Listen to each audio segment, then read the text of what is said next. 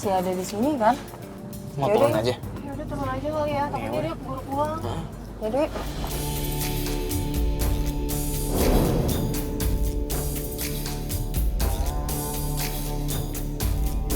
Sih, ada Kak Venitanya? Oh, Bu Venita ada di dalam. Mau saya panggilin atau mau? Bisa tolong dipanggilin, Mas? Oh, boleh. Sebentar ya. Oh ya. Oh itu ya? Iya. Oh Rizda, kenapa kamu kali? Iya, Kak. Mau nanyain Mas Baruna, Kak. Kenapa nanyain ke kakak? Kan Mas Baruna di kamu, disuruh kamu di rumah. Iya. Mas Baruna nggak ngabarin aku.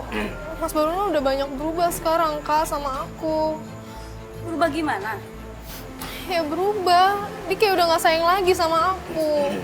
Ya kamu kali sebagai istri seharusnya jangan banyak menuntut ini itu sama suami.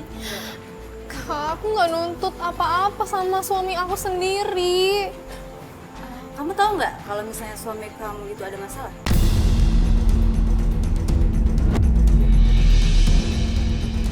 Masalah apa, Kak? Aneh ya, kamu ya. Tuh, ketahuan kan kalau kamu itu suami istri harusnya banyak komunikasi sama suami. Berarti kamu nggak ada komunikasi dong sama suami kamu. Tapi emang Mas Barunanya juga nggak pernah terbuka sekarang sama aku, Kak. Makanya koleksi diri sendiri dong. Kamu itu ngurus suami yang benar.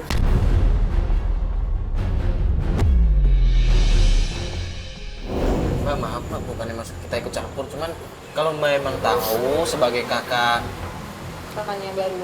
kakaknya Baruna, ini kan istrinya Mbak Lisda, coba dikasih tahu dong Mbak. Nih, yang kayak gini nih. Istrinya nggak becus ngurus suami. Aku udah becus, Kak, ngurusinnya. Tapi emang Mas Barunanya selingkuh di belakang aku. Kamu tuh ya, udah nuduh yang nggak bener lagi. Bukannya merhatiin suami, malah nuduh yang enggak.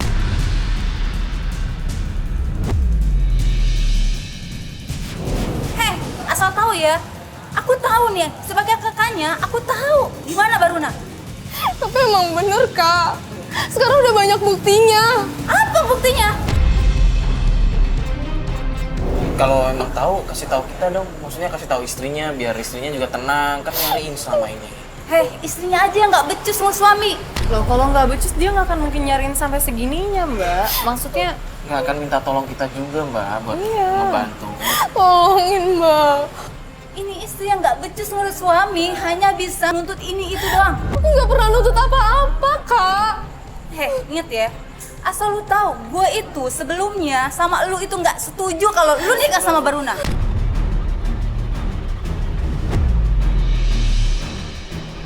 Urus aja diri lu sendiri. Lu kan sekarang udah minta mereka sama bantuannya. Tapi aku mau nyelidikin doang, Kak. Udah lah. Mbak. Kak, tolong Mbak bantuin aku. Banyak urusan, saya juga capek.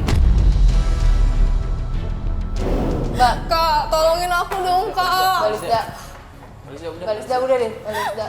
Sebentar, aku mau masalah ini kelar, Kak. Jelasin Jelasin aja. semuanya, Kak. Kamu keluar mendingan sana.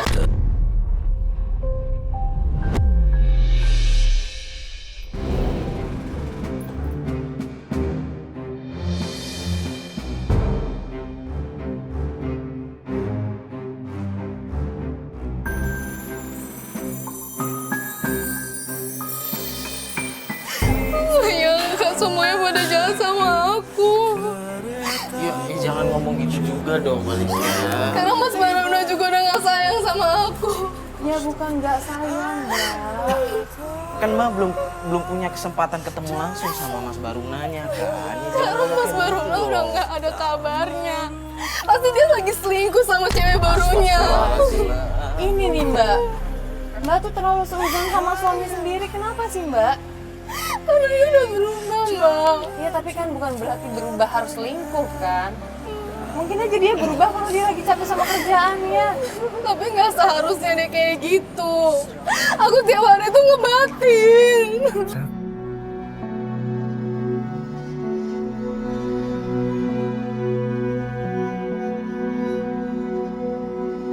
Mbak tenang diri, Mbak tenangin diri dulu. Kita mending ke mobil aja ya. Di mobil aja ya. Nanti kita atur strategi lagi aja di mobil ya. Ya. Istighfar, Mbak.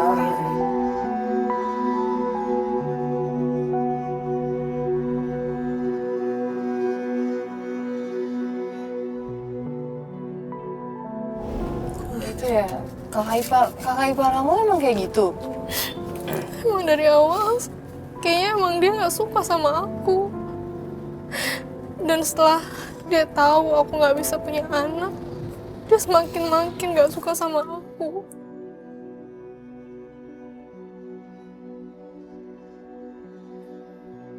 Mbak Lisda itu harusnya jangan berpikiran kayak begitu, Mbak.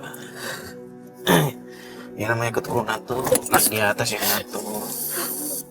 Tapi sikap mereka seperti itu. Dia nggak mau sabar. Sementara aku udah selalu berusaha. Ya mungkin ini emang cobaan buat Mbak Lisda juga. Biar Mbak Lisda bisa lebih sabar. Bisa mengambil hikmah dari masalah kayak gini. Dan kenapa sih Mbak Lisda selalu berpikiran perubahan suami Mbak tuh karena masalah anak? Kan belum tentu. Tapi akhir-akhir ini emang begitu. Aku nggak bisa jadi wanita yang sempurna, Mbak.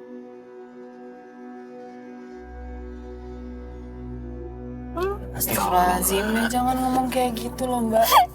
Mbak Lisda, saya kasih tahu ya Mbak Lisda. Di dunia ini nggak ada manusia yang sempurna. Manusia itu derajatnya sama, tapi tidak ada yang sempurna. Mbak Lisda nggak boleh ngomong kayak begitu. Terus apa kalau kayak gini namanya, Mas? Aku nggak kuat sebenarnya ngeliat perlakuan mereka ke aku.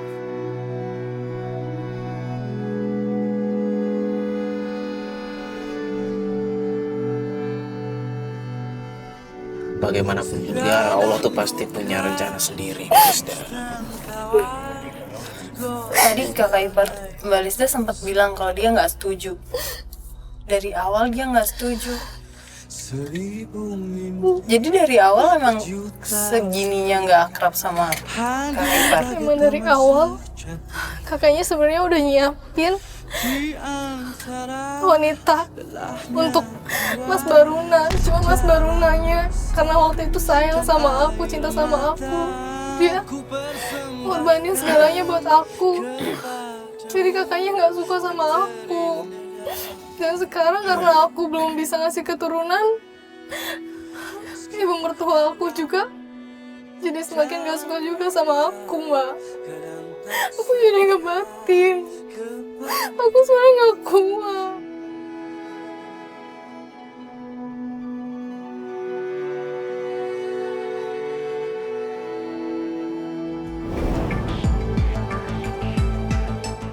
Apa Mbak? Mbak lihat apa sih? Ya ada suami saya ya. Gak salah lihat kan? Ya, Mas tolong ikutin deh Mas yang di depan. Ini motor depan ini. Iya.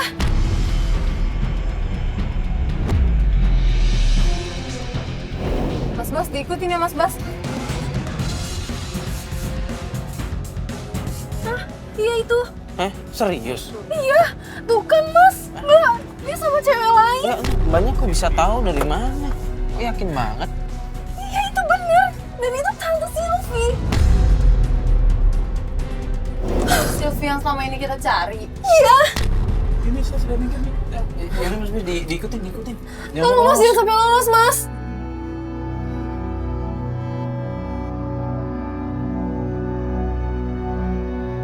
Ayo, aku mau ngomong sama orang.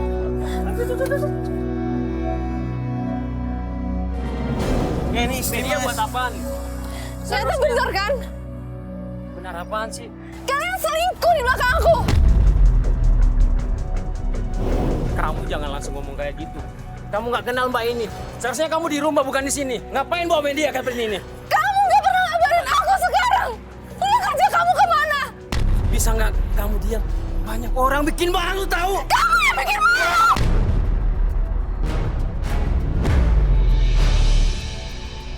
Mas, Sabar dong, Mas. sih? Sama istrinya kayak begitu. Mbak Lisda. Tampar! Kamu berubah sekarang. Gara-gara dia. Gara-gara dia. Bisa nggak kita selesaiin di rumah aja? Jangan di sini.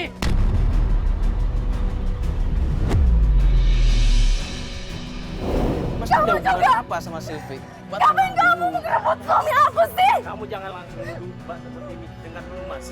Kamu mau tahu semuanya. Aku itu nggak selingkuh sama Mbak ini. Kamu tahu? Mbak Selvia ini tetangga aku waktu di Bogor. Dan kamu tahu, dia ini Mbak Lisa yang kamu tuduh selingkuh itu. Dia adalah seorang dokter pendamping aku. Kalau kamu nggak percaya, kamu tanya aja sama dia. Jadi kamu sekarang selingkuh sama dokter. Ya Allah, Mbak Lisda. Tenang dulu, Mbak Lisda. Tenang dulu. Sedangkan aku bukan apa-apa. Maaf, biar saya jelasin. Begini loh Mas ya, baru ini dia divonis sama dokter mengidap penyakit kanker paru-paru stadium 1.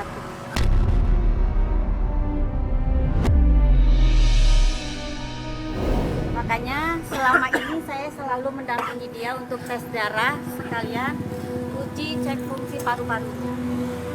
Dan kebetulan saya ini adalah seorang dokter ahli penyakit dalam.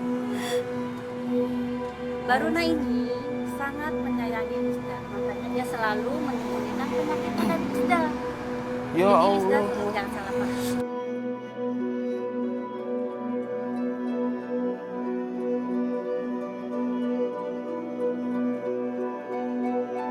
Kamu gak pernah cerita tentang ini sama Aku aku. nggak cerita karena aku sayang sama kamu. Aku nggak mau. Mas, aku nggak mau kalau kamu itu tahu kalau aku sakit. Ya, aku terkena kanker paru-paru stadium 1. Mas Baruna, ya mungkin maksudnya tuh kalian kan keluarga. Kalau memang ada masalah tuh harusnya kan diomongin baik-baik. Apalagi sampai penyakit yang kayak begitu kan harusnya diomongin baik-baik. Ini kan istri Mas. Iya Mas, saya tahu Mas. Dia istri saya. Karena saya sayang banget sama istri saya. Saya nggak mau dia itu tahu sama saya kalau saya itu sakit. Mas. Ya, cuman bukan begitu caranya juga Mas. Mas juga nggak bisa menyalahkan istri Mas. Justru karena istri Mas ini juga sayang, peduli sama Mas. Istri Mas ini minta tolong sama kita buat mencari tahu sebenarnya Mas tuh ngapain kayak ada menghindar.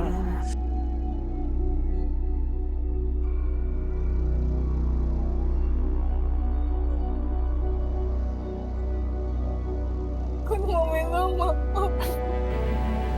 Aku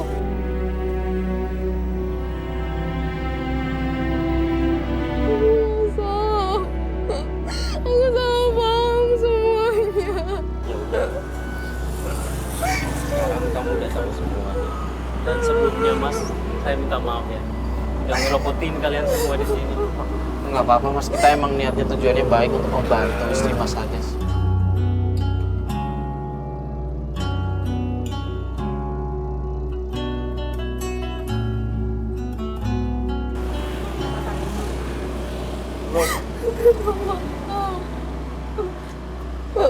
Bentar ya.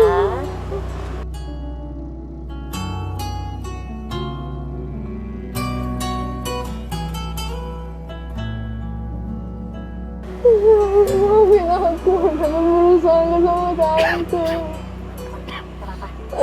Hafiz, sekarang kamu tinggal sabar dan ikhlas. Saya banyakin berdoa biar untuk kesembuhan suami kamu ya. Makasih tante udah bantu suami aku. Mbak Lisda, karena Mbak Lisda kan udah ketemu sama suami Mbak dan kayaknya permasalahannya kan udah kelar. Mbak Lisda udah tahu alasannya kenapa. Jadi kalau gitu kita mohon pamit. Sekali lagi terima kasih Mas Mbak udah bantuin aku. Emang kita niat membantu Mbak. Ya udah, Mbak saya pamit dulu. kasih semuanya. Makasih ya, Mbak.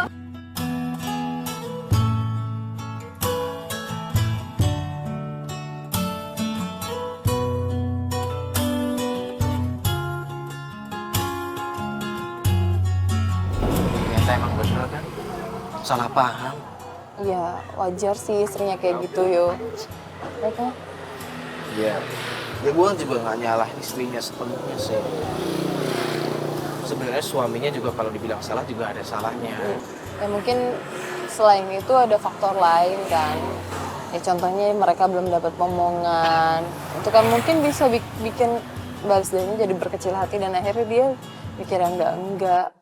Itu salah satu faktor juga sih yang mempengaruhi. Cuman ya intinya kalau misalkan kita punya masalah apalagi di keluarga, emang komunikasi itu nomor satu sih. Iya, iya memang. Ya udah, kita balik kantor aja ya. Iya.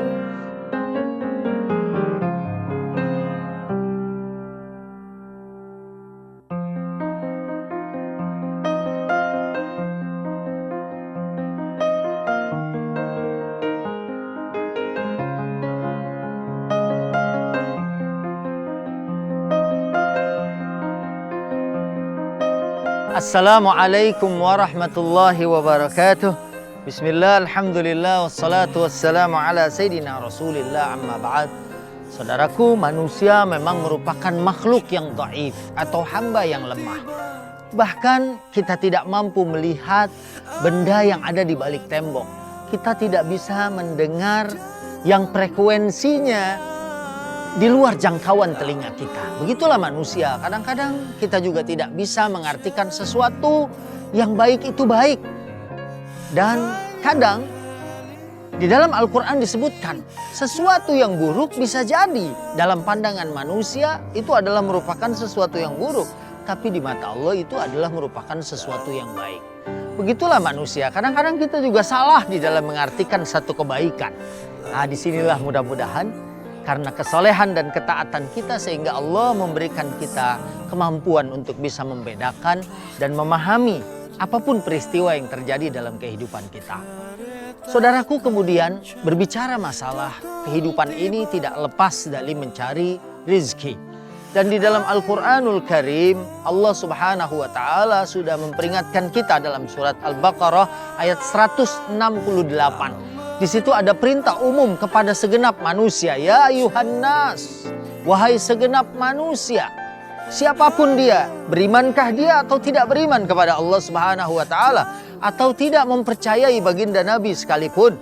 Di sini ada perintah, kulu mimma fil ardi halalan tayyiba wa la tattabi'u khutuwatis syaitan innahu lakum aduwwum mubin. Shadaqallahul azim. Di sini, wahai segenap manusia, carilah rezeki yang halal. Dan kemudian makanlah rezeki yang halal itu. Kamu bisa mencarinya di bumi. Dan kemudian jangan mengikuti langkah-langkah setan. Karena setan adalah musuh manusia yang nyata. Kadang memang seorang kemudian mengatakan, jangankan mencari yang halal, yang haram saja sudah sulit. Tapi kalau kita terus berusaha, insya Allah Allah memberikan harta yang halal kepada kita. Apalagi saat seseorang berbuat baik atau berbakti kepada orang tuanya atau kepada ibunya. Ini akan mendatangkan rezeki. Ini membuka pintu rezeki kepada seorang tersebut. Karena saat orang tuanya ridho, Allah pun ridho. Kalau Allah pun ridho, sehingga dia pun mendapatkan kebaikan. Saudaraku yang dimuliakan Allah, janganlah kemudian kita menjadi orang yang paranoid, menjadi orang yang berpikiran negative thinking. Ya, karena seharusnya seorang yang beriman mengembangkan positive thinking. Apa itu positive thinking? Berpikiran positif. Bahkan saat kita tertimpa sesuatu musibah sekalipun, percayalah bahwa di situ ada hikmah yang bisa kita ambil. Dan yang paling penting, ana inda dhanni 'abdi bi. Aku berdasarkan persangkaan hambaku kepadaku. Kalau kita positive thinking, insya Allah sesuatu yang positif akan Allah anugerahkan kepada kita. Tapi kalau kita negative thinking, bukan tidak mungkin. Kemudian Allah memberikan sesuatu yang negatif kepada kita. Na'udzubillah, summa na'udzubillah min dzalik. Sampai di sini. Wassalamualaikum warahmatullahi wabarakatuh.